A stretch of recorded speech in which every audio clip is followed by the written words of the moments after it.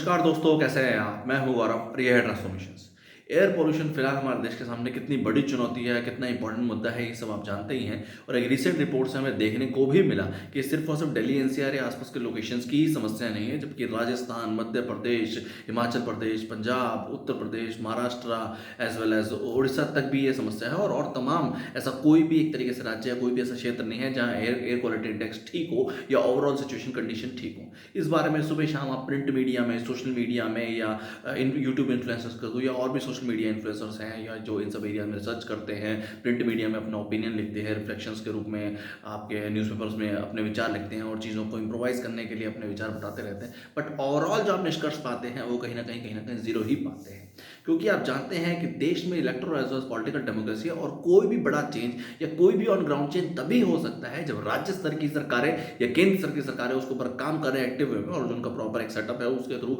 On ground तक काम हो, तभी एक ओवरऑल पॉजिटिव रिजल्ट्स हमें देखने को मिल पाएंगे।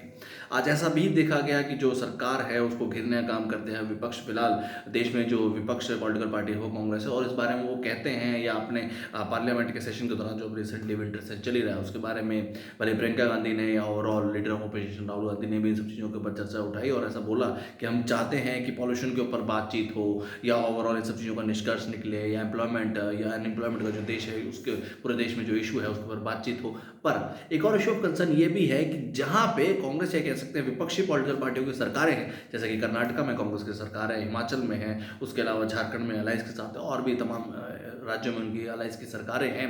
उन सब राज्यों में उन्होंने क्या क्या स्टेप्स उठाए या ऑन ग्राउंड ऐसा कौन कौन से चीज़ें क्या है वो एम्प्लॉयमेंट अपॉर्चुनिटीज़ के लिए या एक तरीके से पॉल्यूशन की समस्याओं को लेके, क्योंकि उन सब राज्यों में भी तो इस तरीके की समस्या है। निष्कर्ष आप भी जानते हैं, रिजल्ट आप भी जानते हैं किस तरीके से काम किए गए, जिसका आंसर है नो या कह सकते हैं ज़ीरो। तो इस समय है कि देश का युवा जिसने हर एक तरीके से पैरामीटर में अपने आप को प्रूव करके दिखाया, भले वो एजुकेशन का फील्ड हो, हेल्थ केयर का फील्ड हो, स्टार्टअप का फील्ड हो, जिन्होंने अच्छे से अच्छा उन्होंने अपना अचीव करके दिखाया। तो ये समय है कि देश का युवा Indian political as well electoral system का भी हिस्सा बने, क्योंकि देखिए हमारा जो देश है वो political as well electoral democracy है और यहाँ पे कोई भी चेंज या कोई भी बदलाव तभी हो सकता है जब समाज का पढ़ा लिखा वर्ग, जब पढ़ा लिखा तबका या कह सकते हैं इंटेलेक्चुअल लोग, एजुकेशन से जुड़े हुए लोग और डिफरेंट डिफरेंट फील्ड से जुड़े हुए लोग, भले वो डॉक्टर्स हों या तमाम सेक्टर्स के लोग, वो Indian political as well electoral system का हिस्सा बने और एक्टिव हिस्सा बन के आम जनता, आम जनमानस का रिप्रेजेंटेटिव बन के, नुमाइंदा बन के और राज्य स्तर पे आपकी विधानसभाओं में और केंद्र स्तर में संसद में पहुंचकर इन सब चीज़ों में चेंजेस लेके और ऑन ग्राउंड काम करने का काम करें,